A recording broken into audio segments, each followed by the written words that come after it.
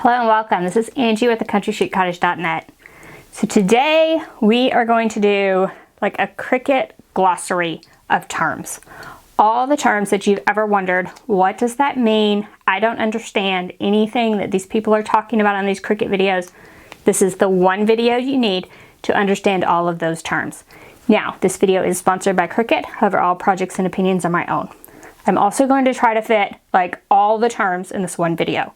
So grab a cup of coffee, sit back, learn all the terms, and then you'll know the Cricut lingo so that when you're watching YouTube and all these videos, you'll know exactly what everyone is talking about. So let's get started with the very first thing. Each of these are Cricut machines. There are 3 different machines on the market right now. The Cricut Joy, which is the smallest Cricut machine. And then it steps up from there. The next machine up is the Cricut Explorer Air 2. That's the one that they're currently selling right now. There's also older machines like the Cricut Explorer Air and one that's just called the Cricut Explorer. Finally, there's the Cricut Maker, which is one step up from the Cricut Explorer. And as we walk through the terms, I'll kind of talk a little bit about the differences between the machines, but if you want to like a major machine comparison, I'll drop a link for that below. Now please note that these are the 3 machines that Cricut makes right now, and these are the ones that are supported by the current software. If you see other machines for sale, you might see like a Cricut Expression and those type of machines for sale, like on Facebook Marketplace or something like that. That is older technology and not currently supported by Cricut. So when you see those, be aware that when you purchase them, you may not be able to do all the things that you see online. Now that we've talked about these machines, let's take a closer look inside of the machines at the parts so you will know what all those parts are called when you're using your machine. So let's just take a look at an Explorer machine and some of the general terms that you might hear. So this button opens the machine on an Explorer. On the Maker, you just open it by lifting the lid. So we're going to press open to open our machine. The Explorer also has a slot over here to put cartridges. So Cricut machines used to run off cartridges, so this is sort of an older technology. The Maker does not have this. You can get an adapter for your cartridges or call Cricut and link those cartridges to your account. Back here is just a tool holder, so you can just put various things like pens or blades inside there, and both the Explorer and Maker have one of those. This is your tray. And the Explorer and the Maker both open up for storage. This is your carriage. And for the Explorer and the Maker, you have 2 clamps. The Joy only has 1 clamp. The Explorer and the Maker have an A side and a B side. The A side is for pens and the scoring stylus. The B side is for blades. For the Explorer and Maker to work for print and cut, it also has a sensor located in this location. These are your roller bars, and then you'll notice rollers along those. So you have gray rollers on both sides on the Explorer and the Maker that can't be moved. However, these are called your white star wheels, and those can move. And for certain materials, you'll need to push all of those over to the right so you don't mar your material. All Cricut machines can use pens or markers. They look something like this. The Joy markers are a little bit different, and they'll go in clamp A on the Explorer or the Maker, and on the Cricut Joy it will ask you to switch it out and you'll put it in the same clamp. The power button is located here. The Explorer also has a dial, which you will not find on the Maker. The dial allows you to choose your paper, vinyl, iron-on, light cardstock, regular cardstock, bonded fabric or poster board, or you can change it to custom. When you change it to custom, Cricut Design Space will ask you for your material. The Cricut Maker is basically always on custom, so it always asks for your material, as well as the Cricut Joy. This button is your unload and load button. This button is the Cricut C and will tell the machine to start cutting. And this is your pause button if you ever want to pause your cut. The Explorer and the Maker machines will come with 2 cables. One is for plugging into the wall, and then you put this into your Cricut machine. The other is plugging into the back of your Cricut with this end and your computer with this end. Now, all Cricut machines operate on Bluetooth, and Bluetooth is the technology that sends your design from your computer, tablet, phone directly to your Cricut without a cable required. A Joy works on Bluetooth only, so you won't have this cable with the Joy. We'll just take a quick look at the Joy and just some of the differences. So you can see it only has one clamp and the blade is in that clamp. The roller bar does not have any star wheels, so just the rollers on the side. And the tray actually doesn't lift up, so there's no storage or anything. And again, it's Bluetooth only. You can also see that the Joy doesn't have any sensor down here, so it cannot do print and cut. And then just a super quick look at the Maker. Again, you would just open this up and it'll just open up like that. The carriage and the clamps are basically the same as on the Explorer. The tray is a little bit different, but similar. And then you can see over on this side, it just has the buttons. So power, unload and load, the Cricut C for cutting, and the pause button to pause. Again, you'll see the roller bars and the star wheels, as well as the rollers on the side, and the sensor for print and cut. If we take a closer look at this carriage, you'll see it's a little bit different. So they call this the adaptive tool system. And you can see that gear in the back. That is going to come into play on some of our blades. So let's take a look at the blades for all these machines. So now you have your Cricut machine. You know all the parts inside. You are ready to talk about blades and mats. Blades and mats are the other two components that are required to use your Cricut machine. So let's take a look at those and sort of an explanation of each one. This is actually a tool holder from Cricut, and I actually have all my tools inside. The first one we're going to talk about is the fine point blade. The fine point blade comes with all of your machines. This is the version for the Explorer or the Maker.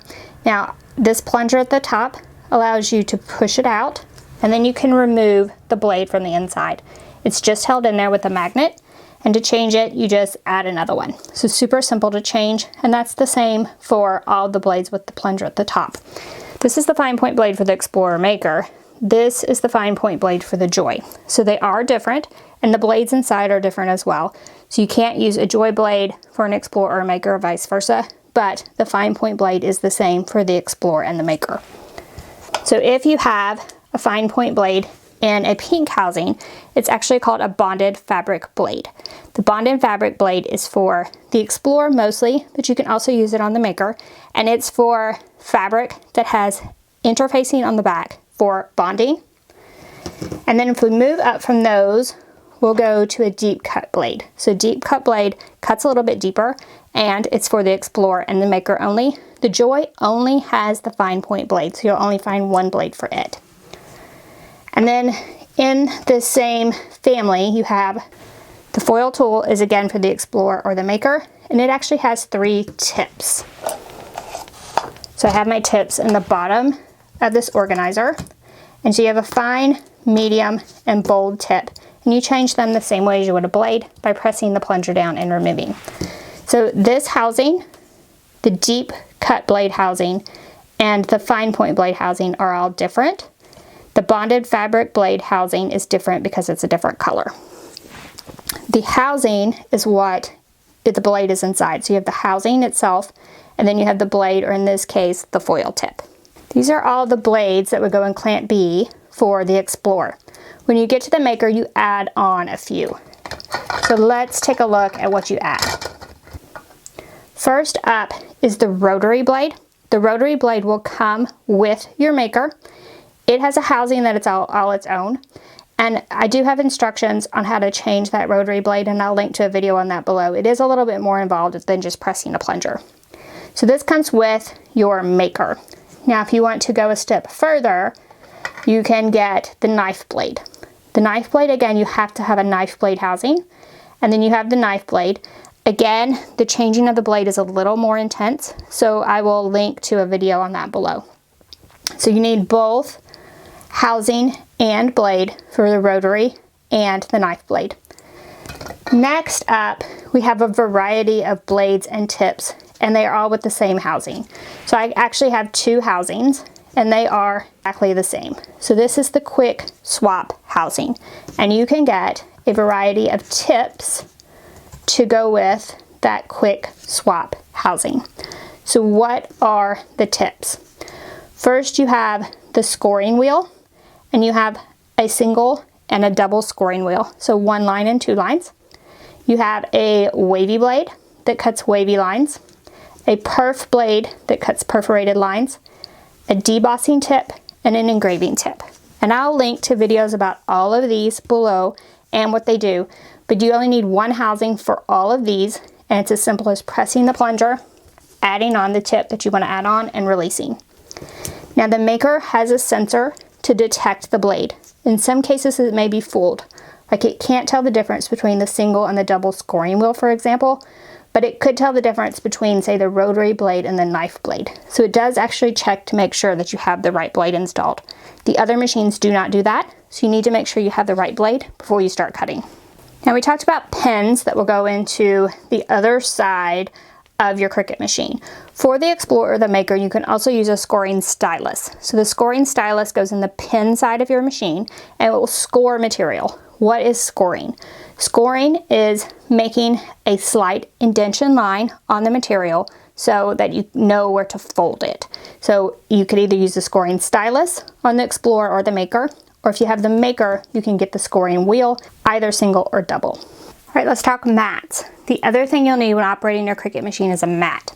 These small mats are for the Cricut Joy. So you'll need a mat if you want to cut any material besides the smart materials. So our smart materials for the Cricut Joy that cut without a mat.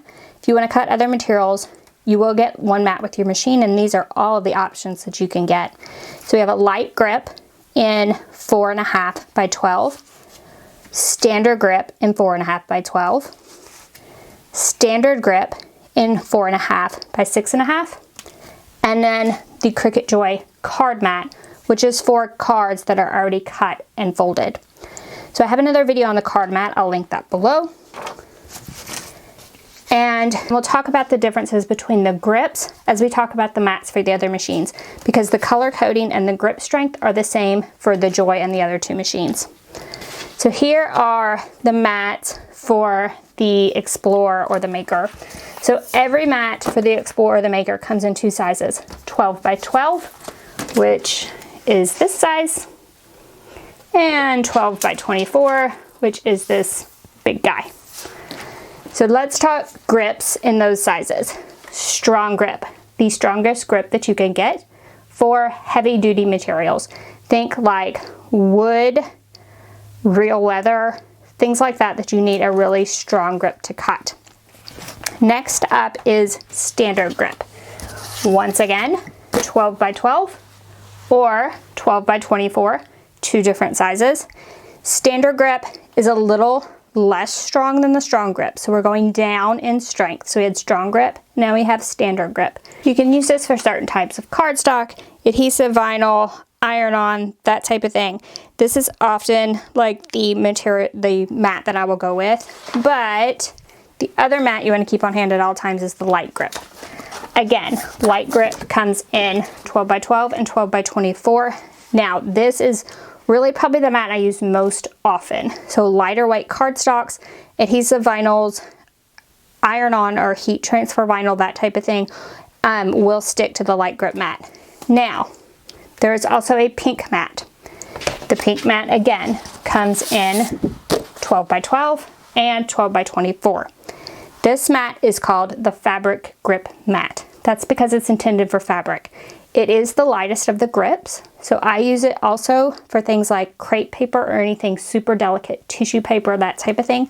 So the first thing about the mat when it comes to you, it will have a protective liner on it. You can just lift that liner up, and then this portion is sticky. Now on certain mats, especially the fabric grip mat, if you touch the sticky portion with your hands, it will get less sticky, so you may want to not do that.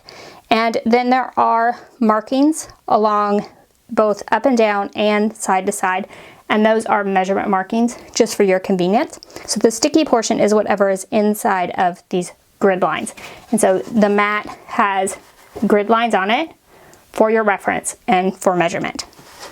Now I do have a video on how to clean your Cricut mats, and I will link to that below as well, help extend that mat life some.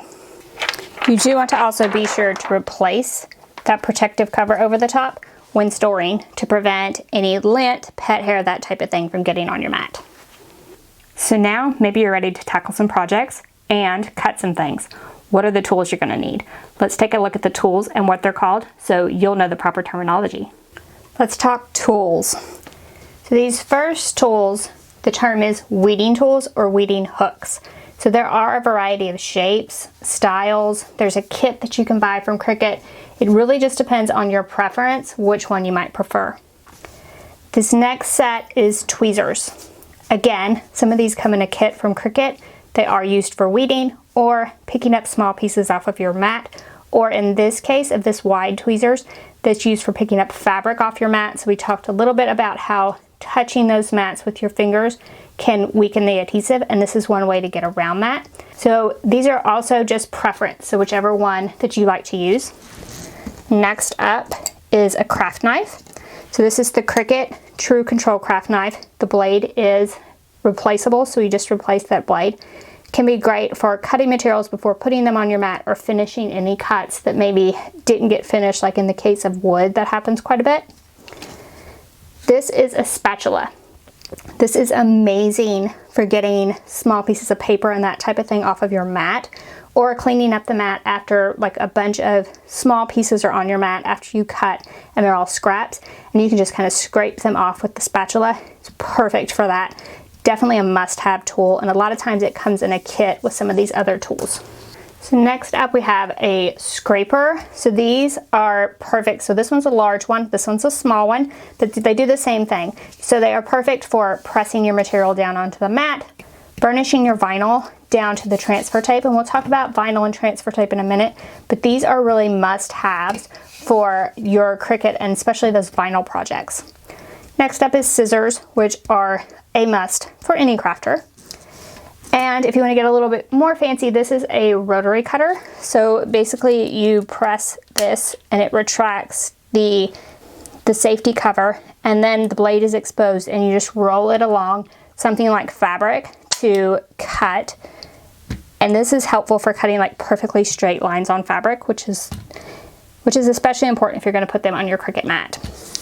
And next up is a tool that not many people know about, especially when they get started. This is called a brayer. So it is basically a roller. This is amazing for extending the life of your mat. So you roll this over your material on the mat and it pushes it down into that adhesive. It really helps extend the life and helps you use those mats longer. So I highly recommend a brayer to all new Cricut owners. Then just a couple of other tools that are super handy. So this one's a paper trimmer. So you add your paper to the inside. It's called a paper trimmer or cutter. And then this piece here cuts your paper.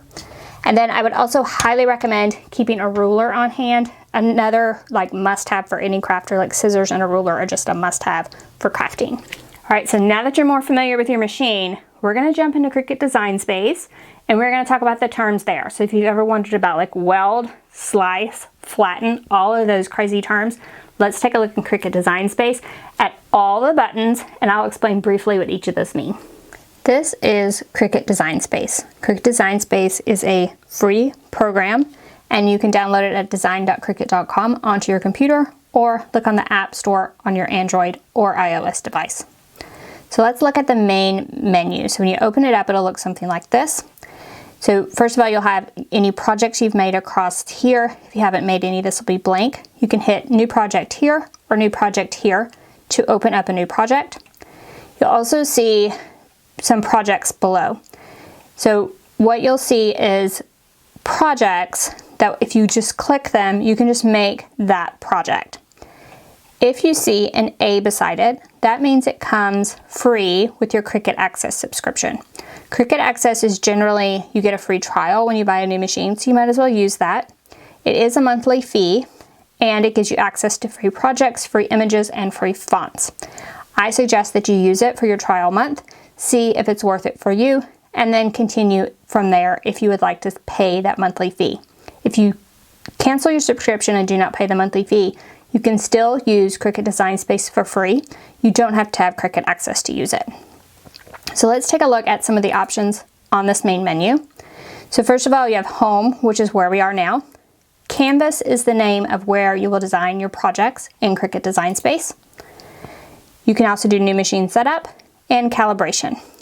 So calibration will depend on which machine you have chosen for Cricut Design Space. So you can choose from the machines over here in this menu, just pull this drop down. So if I have Explore chosen and hit Calibration, you'll see that I can only calibrate for print and cut. If I have Joy chosen, there will be no options for calibration. And if I have Maker chosen, I can calibrate the rotary blade, the knife blade, or print and cut. So basically, before you do your first print and cut, you should calibrate. Otherwise, if you're having trouble with any of these, then you do a calibration.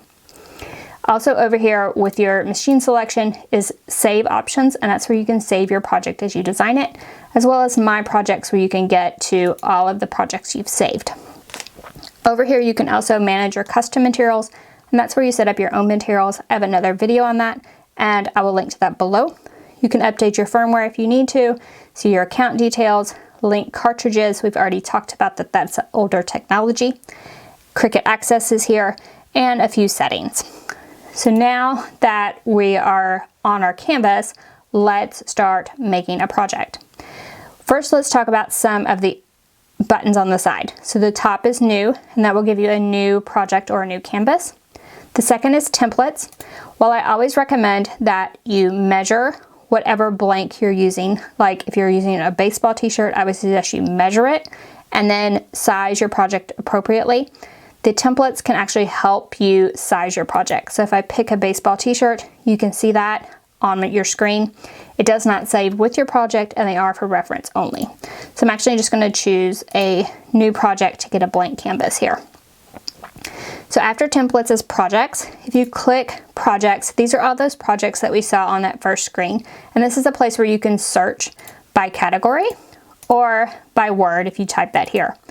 One thing I wanted to point out here, for categories, you can click free or free for Cricut Maker if you have a Cricut Maker, and you can see those projects that are free for you. You can also search through the images that are already in Cricut Design Space, and you can do that by choosing any of these categories or searching for an image in the search bar. You can use these options on the side to filter down those images. One that I like to use is ownership, and I like to click free so I can see all of the free options that are available in Cricut Design Space. Next up on the left we have text. If you click this button, you can type any text that you would like, and it opens up a few font options across the top. So the first is picking any font that you want to use. So you can change your font just by clicking on a different font. The font options are as follows. So the first option is all, so that's all the fonts. System are ones that are on your computer or your electronic device. Cricut are ones that are already in Cricut Design Space. Again, the A will indicate the ones that are free with access, and you can filter those down by a variety of options, including multi-layer, single layer, writing, or you can actually click My Fonts and find those that are free. Your system fonts are always free because they're on your computer. So now that we have a font, we can choose a few different things. So the first is regular, bold, and italic, or writing. So if I want to write with the pens, my best option is to choose this writing and allow it to change to a writing font. Now this often only works with the Cricut font, so be aware of that. You can also change your font size to a specific size here if you would like, just by typing that in. You can change the letter spacing. This letter spacing is most important on fonts that are cursive fonts, like this font that's shown. So the letter spacing helps you to move those letters closer together, and you can even go into negative to get those as close as possible. Now every font doesn't play perfectly with the letter spacing, so we can do a few different things for that. What we can do is we're going to skip on over here to advanced, and we can ungroup to letters. This makes each letter its own piece.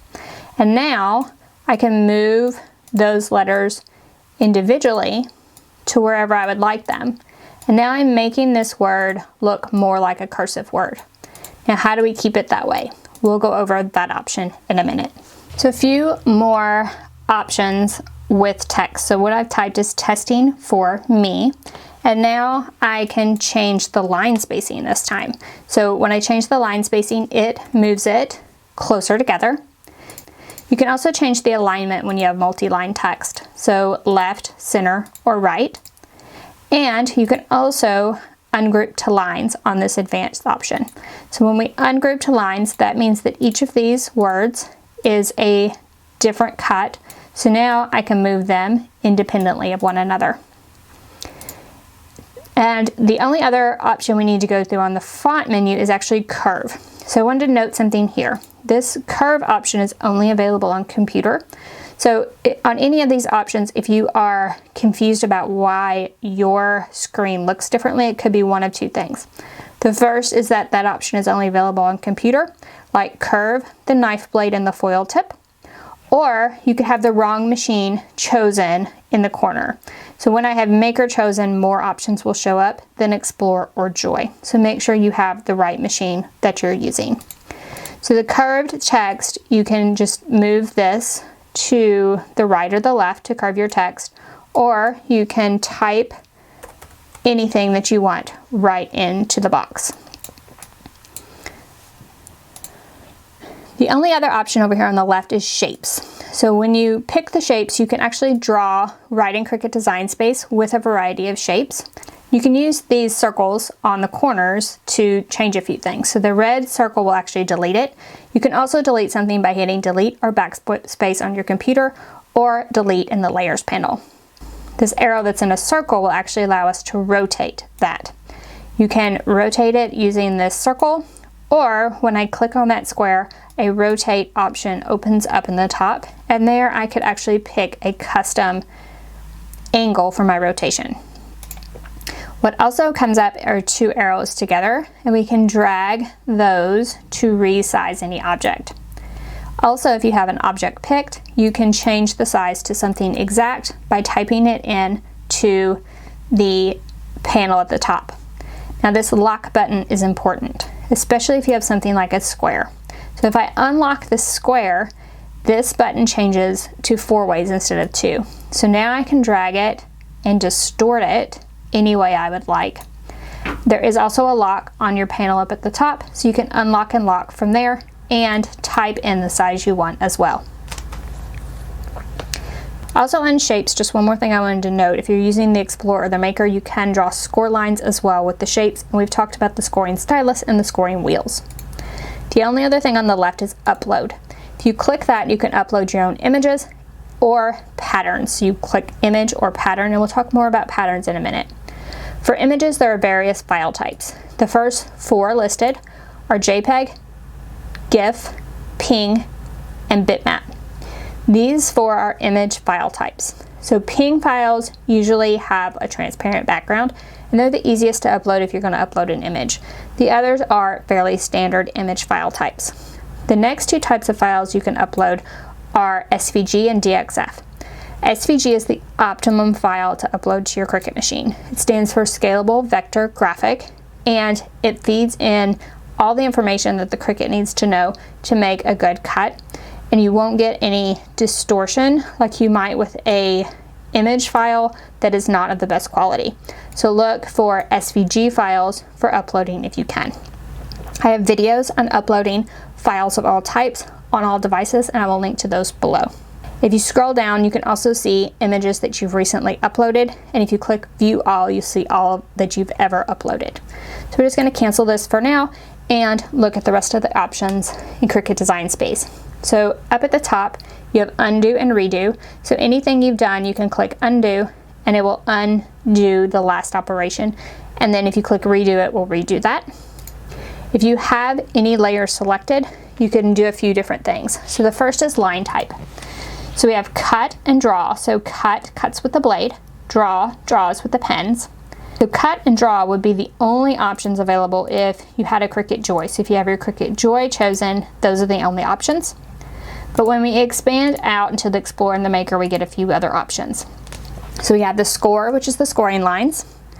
The foil, all the way at the bottom, is on the Maker as well as the Explorer. And you just hover over, and then you would pick the fine, medium, or bold tip depending on which one you're using.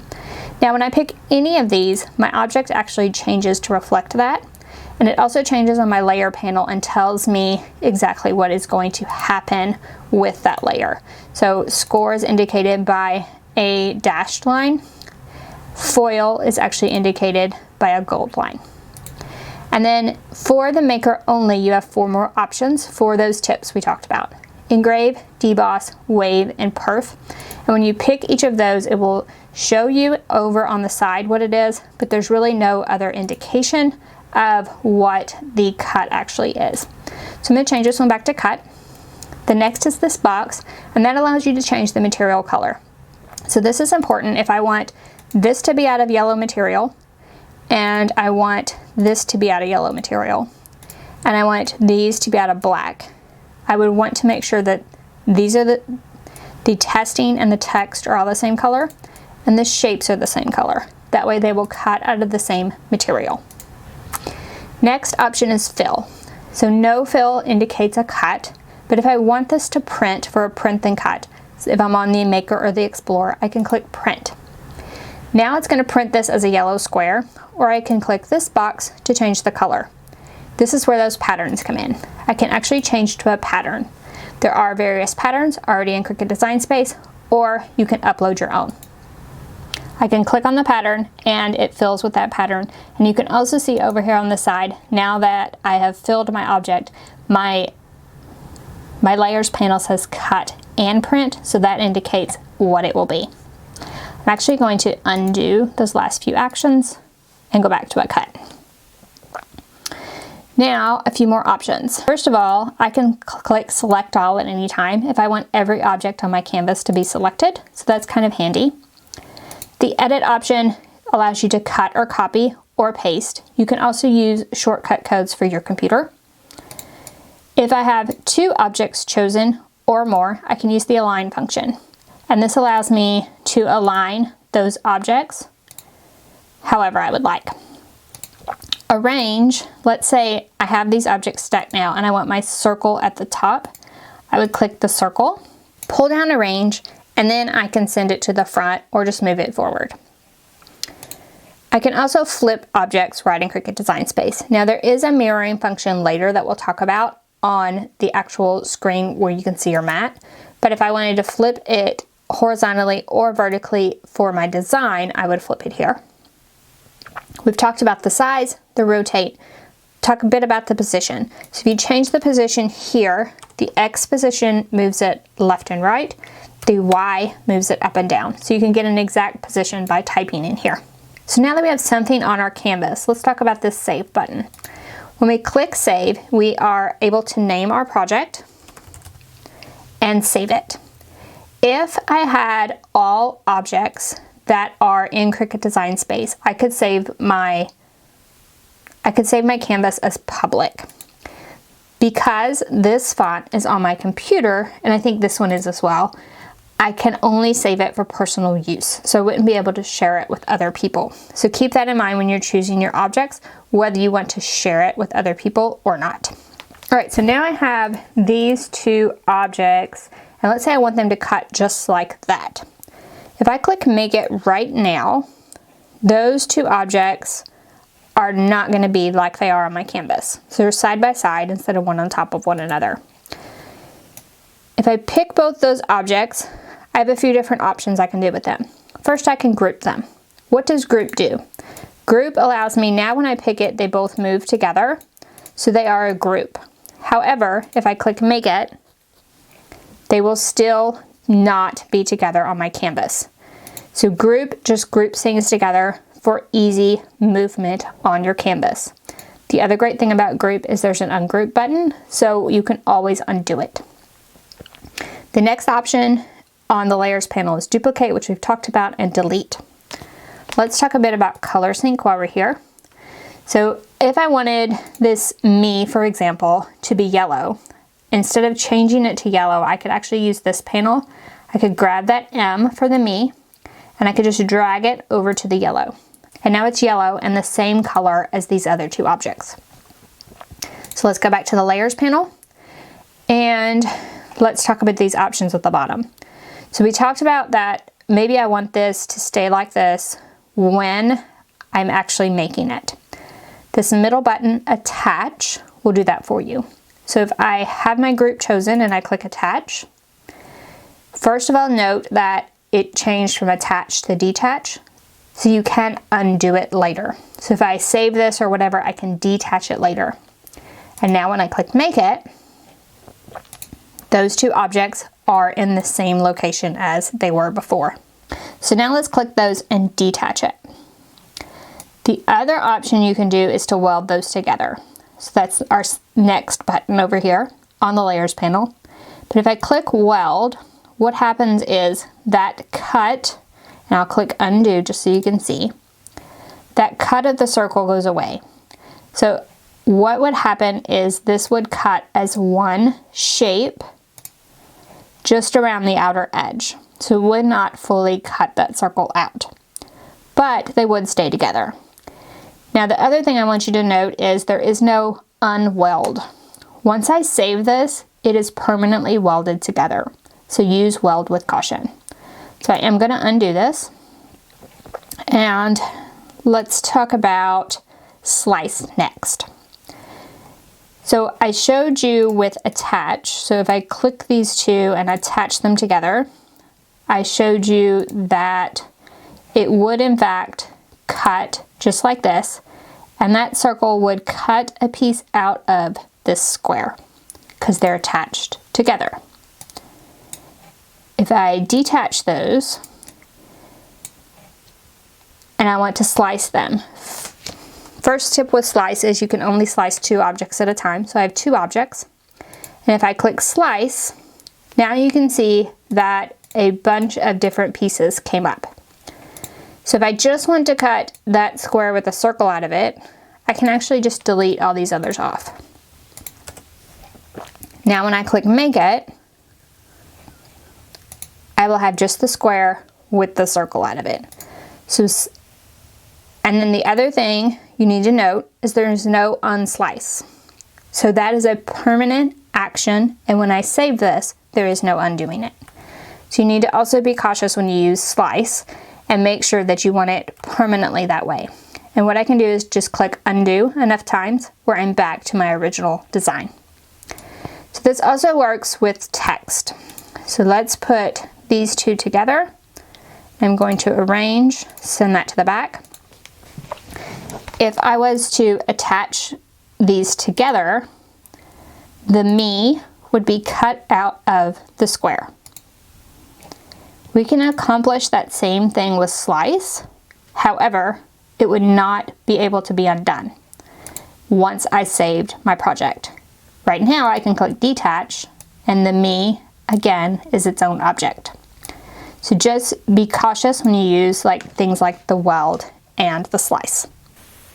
Now let's go back to that cursive word we talked about in the beginning. So right now all of these letters are individual letters. We want them to cut as one piece so that it looks like one word that was written in cursive. To do this, I definitely recommend the weld. Again, it can't be undone, so make sure everything is together correctly. Then click weld to make this one piece that cuts all at one time. So that's how you handle cursive writing in Cricut Design Space. So let's say I don't want the me cut out of the circle. I want the me to print on the circle, and then I want my Cricut to cut around the circle. I'm going to pick the me and the circle, and I'm going to flatten it. And now, if you look over here on the layers panel, it is a print and cut. It will print the circle with the me inside, and then it will cut around the outer circle. It will not cut the me itself. As long as you flatten something to an object, it will not cut around the inner object. You will also note that now it says unflatten, so I can undo this at any time. Now let's click make it. Let's talk a little bit about what happens when you do print and cut. So first of all, this box around the outside is called registration marks. So that's what your Explorer or Maker will look for with its sensor, so it knows exactly where to cut on the location. And then when I click continue down here at the bottom, there'll be a send to printer button for just that sheet. When we click that button, we have a couple options we need to talk about. The first, you'll need to pick the printer you want to send it to, your number of copies, and whether or not you want to add bleed. So what happens if you add bleed is there will be, in this case, a slight band of yellow around the outside of this circle. So then if your Cricut doesn't cut just exactly right, the bleed will cover that up a little bit and you'll still have yellow and it'll look like that perfect circle. So you can turn that on or off if you would like. The other thing you may want to do is click this Use System dialog button. That means when I click Print, the actual box for my system for the printer will pop up. That way I'm able to change settings, like changing the quality of the print and anything else that I wanted to change on my printer settings before actually printing the design. And then once you have this printed, you're ready to cut with your machine. So I've inserted an image to talk about one more button down here at the bottom, and that is the contour button. So I have this image chosen, and if I click contour, this is what pops up. I can remove any of these objects from the inside just by clicking on them. So what happens is they're basically erased from the inside. So if I just wanted the outline of the dog, I could pick everything except for the outline of the dog. And you can hide as many contours as you want. So I could hide just one or two, or I could hide them all. Once you're done hiding the contours, you just click the X to close. And now you can see I just have the outline of that dog instead of all the cuts from the inside. So contour is super useful, and you can undo it just by clicking contour again and turning those contours back on. Finally, let's look at our mats and options that you have on the mat itself. So now we have 4 different mats because we have 4 different colors of material. So first thing first, when I pull up a mat, I can move it just by clicking on it and move it anywhere I would like. I could also rotate it on this mat. So these 2 things are useful if you want to save material, right? So if I had a bunch of these, I could save material that way. How do I get a bunch of those? Well, I can actually change my project copies right here on the screen. So I just increase that to 5 and click apply. And now I have 5 copies of that same project. And now if I thought that, let's say these dogs, so they would save material if I moved them like this. So that's a way to save material. The other thing you can do, let's say I had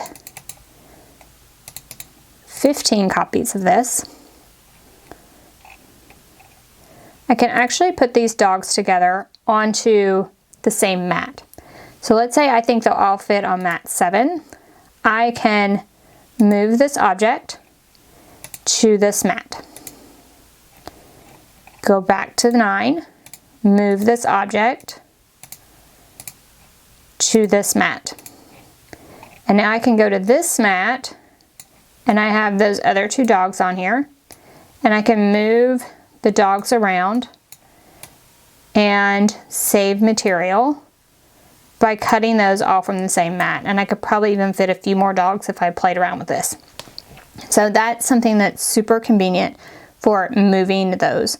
If you also saw, so maybe I decide I only need 14 dogs, I can also click hide selected. That removes it from the mat completely and it won't cut it. The other thing we can do is mirror here at this stage. So basically you want to mirror anything where it's face down on the mat. Iron-on or heat transfer vinyl is the most common thing. Infusible ink is also good side down to the mat. Anything where the good side is down, you want to click this mirror button. And that mirrors the entire mat worth of material. You can also here change your size. So if I have a 12 by 24 mat, we talked about that there's 2 different mat sizes. I can change that to 12 by 24. And now all of those squares fit on one mat as long as I had the 12 by 24 cardstock. This is also super convenient for moving these around if you have scraps. So if I have, a scrap that is super small, I can definitely move my objects around to where that is on the mat. And these grid lines on the mat that's shown correspond to the grid lines of as I showed you earlier. Now your cuts won't be super precise in location, so leave yourself some wiggle room. And once I'm done with all that positioning, I can click continue and I'm ready to cut. So what it's going to do is find my machine, whether that's with USB, with the cord, or with Bluetooth like we talked about. If you've already printed your designs, you can click I've already printed. And this is what happens when either you're using your Maker or your Joy, or your Explore dial is on custom. You can pick from any material here, even searching for various materials to find the right one.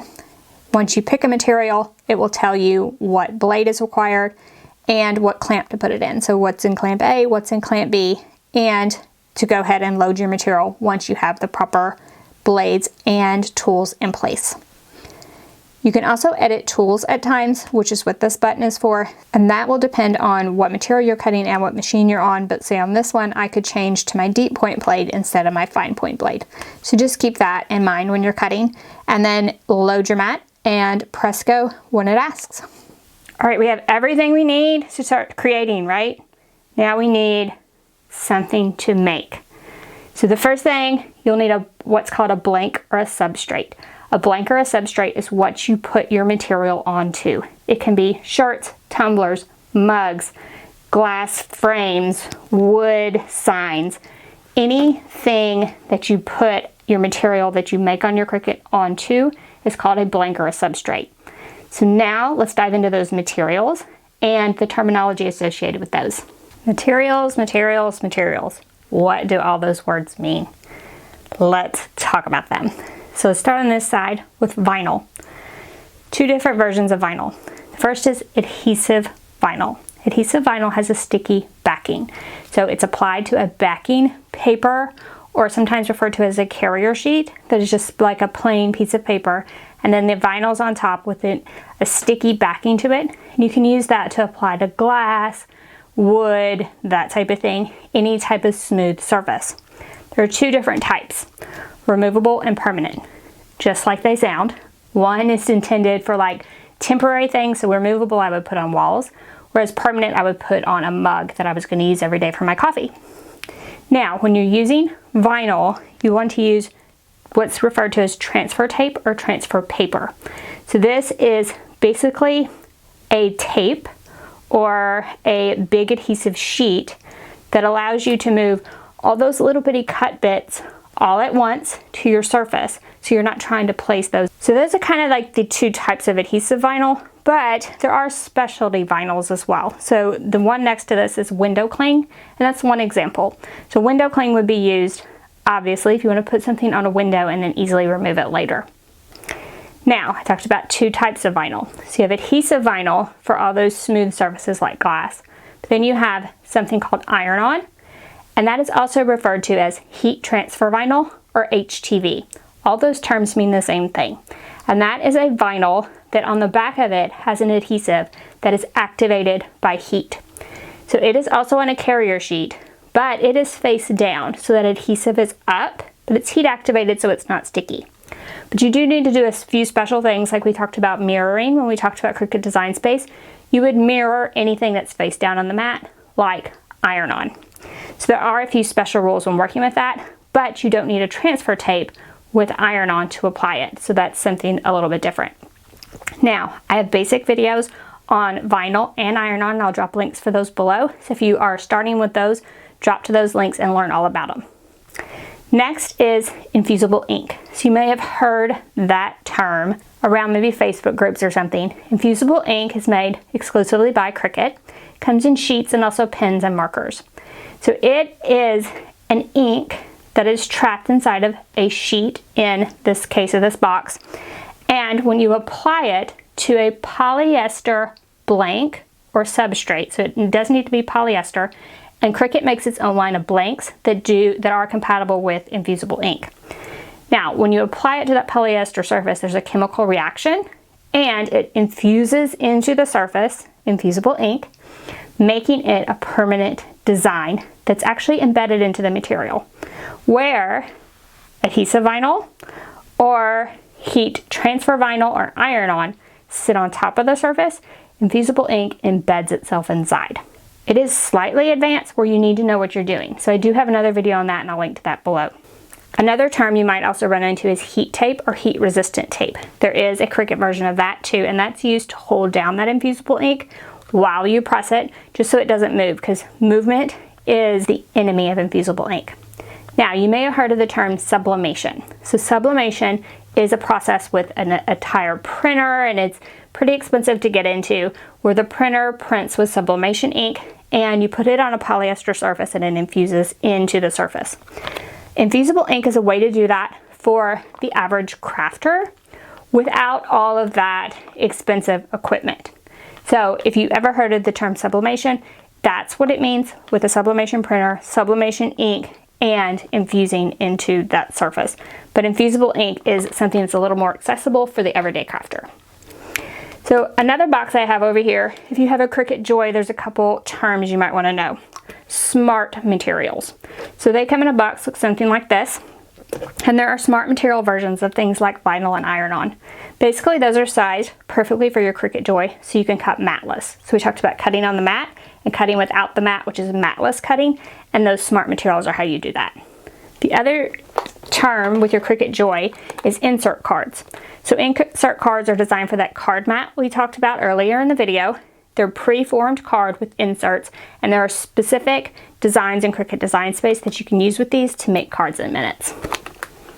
Now, we also talked about the foil transfer tool and how you can use that with your Explorer and Maker. There are foil sheets that go with that, and I just wanted to explain what foil is for a minute, just for those that don't know. Foil is just basically a metallic shine all-in-one sheet. So there's super thin sheets with a metallic shimmer. Gives a little something extra to all those projects. Now, let's get into a whole stack of materials. So when we talk about fabric, cutting fabric with your Cricut Maker, it is just regular fabric. When we talk about cutting fabric with your Cricut Explorer, we talk about bonded fabric. Bonded fabric is just a fabric that has interfacing iron to the back. And I have an entire video on how to do that, and I'll link to that below. Next, a term you might hear is cardstock. Cardstock is actually just a thick version of paper. If you hear something like 100-pound cardstock or 80-pound cardstock, that pound number refers to the thickness. The bigger the number, the thicker the cardstock. Cardstock comes in a wide variety of colors, finishes, all types of things for your project. One other term is craft board. So Cricut makes a product called craft board. I personally love it for projects. It is basically, if you were to buy a frozen pizza from the grocery store, that box that is around it, it's that in sheets. Now, when you think of craft board, you might think of this brown craft color, but craft board actually comes in a couple different colors. So here I have a sampler with that craft and white and black. It can cut on any Cricut machine, and it's super easy to work with. Like, I layer it sometimes to make thick embellishments, like something that I really enjoy and I keep all the time in my craft room. Acetate is a clear, basically plastic sheet. Comes in plain clear, and then this is foil acetate, and it has foil designs on it. So you'll see both used in a variety of projects. Now let's talk printable materials. So we talked about how the Explorer and the Maker can do print then cut. You can buy specialty printable materials to use with that. So this is one example, and it's printable vinyl. It's one of my favorites, but they make printable fabric, printable sticker paper, that type of thing. So printable materials is a term you might hear, and that is just a material that you can print on. So if I buy a roll of vinyl that looks like this, that says premium vinyl removable, I would not be able to print on that. But if I buy a pack that looks like this that says printable vinyl, I would be able to print on it. Next up is felt. You may be familiar with felt in all your crafting, and you can cut just regular felt sheets. I do recommend the Maker for most of your thicker felt sheets, but Cricut makes felt, and it's thin enough and the right texture to cut with an Explorer. So this opens up felt crafting to those of you that have an Explorer. So let's talk about leather and suede. So of course you probably know those terms, but do you know that there is something called faux leather? So faux leather is thinner, gives you that look of leather, but you can cut it with an Explorer super easily. I've even cut it with my Joy. So look for faux leather, F-A-U-H. Basically stands for or means fake leather, which that's what it is. There's also, in companion with faux leather, there's also a faux suede, so you can look for that as well. And then if you wanted to get into real leather, you would look for genuine leather would be the term you would look for there. Now, I recommend only cutting genuine leather if you have a maker because it is a little tougher to cut. I have seen some people cut it successfully with an Explorer. I would say that you would need like some trial and error there if you try that. Next term is chipboard. So chipboard is basically the paper version of plywood. So how plywood is made with a bunch of wood bits all pressed together, chipboard is basically a bunch of paper bits all pressed together, and it comes in varying thicknesses. So this one I have in my hand is a heavy chipboard, which you would cut on your maker for like super thick embellishments and things, and you cut that with your knife blade. There's also thinner versions that you could cut on your other machines. Now let's talk wood. So first of all, I want to talk about wood veneer. So wood veneer is a super thin, almost as thin as paper wood product. And you can cut this with the Explorer maker because I've done it. And you basically, if you cut it and then add it on top of something like the chipboard or the craft board, you get a pretty thick embellishment that has that look of wood, all with your Explorer if you choose. Now, the maker can cut basswood and balsa wood. Balsa wood comes in varying thicknesses, but it's almost spongy, or you can almost press it with your hands, and it's super brittle. So I don't use it a ton for my projects, but I do know that there are projects out there that it is good for, and you can pick it up at your craft store. Basswood, however, is basically what I use with my maker. I like the Cricut brand. I feel like it cuts best. There are other brands on the market, but I always have trouble cutting them with my maker. So the Cricut basswood comes in two different sizes. This is the smaller of the two. And it is real wood. Now, it can't cut like super thick, so the Cricut basswood comes in the thickness that the maker can cut. So you do want to watch out for the thickness if you purchase somewhere else. Now, a few more terms, because I get these questions all the time for these next few terms. Let's compare butcher paper, parchment paper, freezer paper, and talk about what each of those are used for. So butcher paper, first of all, I get mine on Amazon, and butcher paper allows heat to escape from it. It is perfect for use with infusible ink. In fact, these infusible ink boxes come with a sheet of butcher paper inside. But if you need more, you can purchase butcher paper on Amazon. I get asked all the time, can I use something else in place of the butcher paper? And I really don't recommend it. So the other things that you might keep in your craft room, and these come out of my kitchen, are parchment paper and freezer paper. Parchment paper, while it can't be used in the place of butcher paper, it has its own uses. So parchment paper is perfect to put on top when you're using iron on. If you're layering iron on or something like that, it's the perfect protective sheet for that, especially if you don't have a protective sheet that's made for iron on, sub parchment paper instead. Freezer paper, I am finding that freezer paper is not carried in as many grocery stores anymore. I order on Amazon now. I actually keep it in my kitchen because I use it, but it makes a great stencil. So one side of the freezer paper, when you iron it, it adheres to your fabric just enough so you can stencil with it, and then it removes super easily. And I do have a video on how to do that. I'll drop a link below, but freezer paper is something I keep all the time. It's definitely way different than anything else.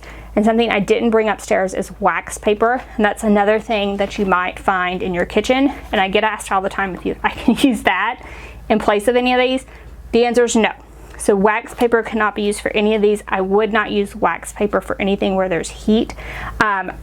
You do use parchment paper or wax paper for layering vinyl sometimes. You might see it used in that way. So that would be a way that you could use wax paper in your craft room, but it cannot be a substitute for any of these, and I do not recommend that. All right, and finally, before we leave materials, when we're talking about vinyl, iron-on, infusible ink, those type of materials, you might hear the term weeding.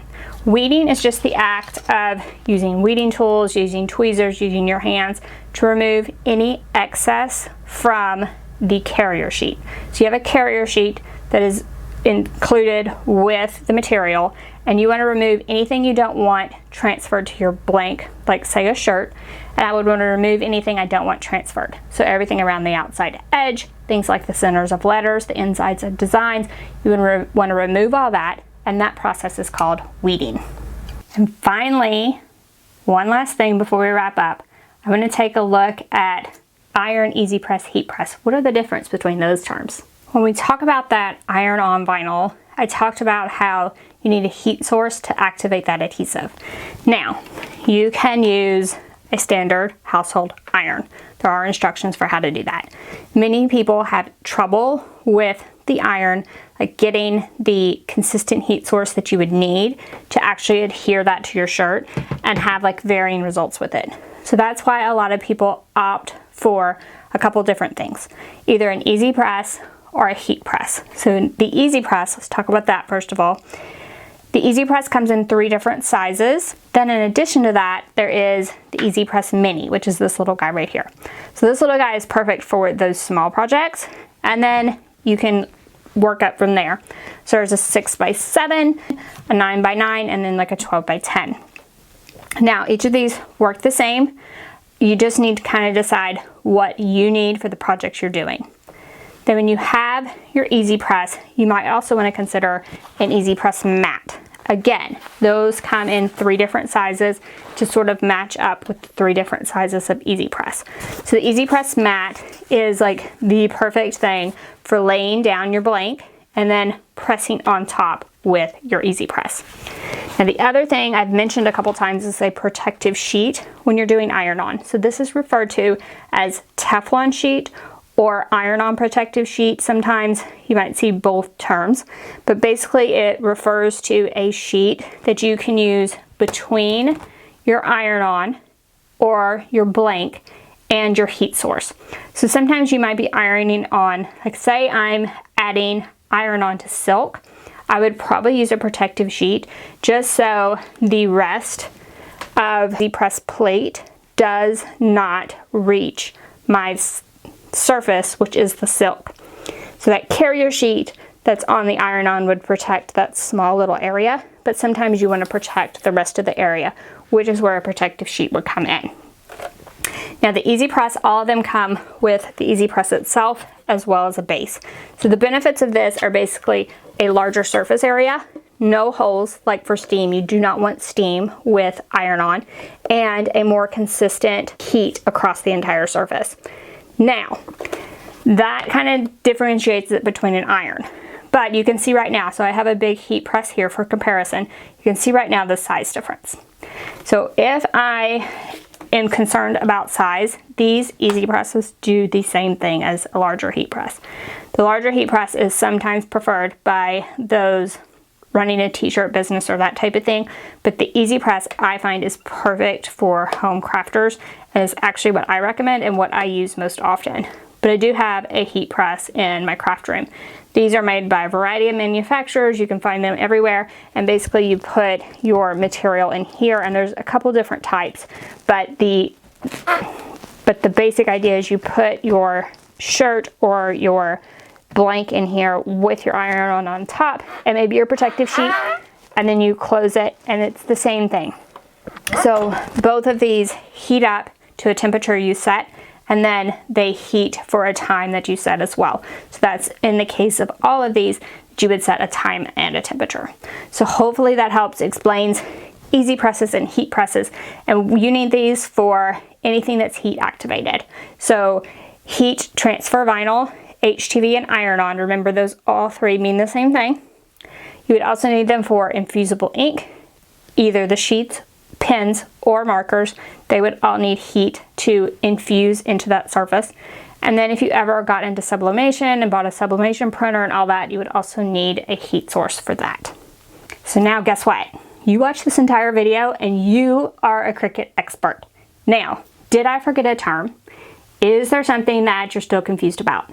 I want you to drop down to the comment section and leave that term so I can either point you to a video where I explain that or maybe do a future video on it, but I'll definitely respond to your comment and let you know what the term means.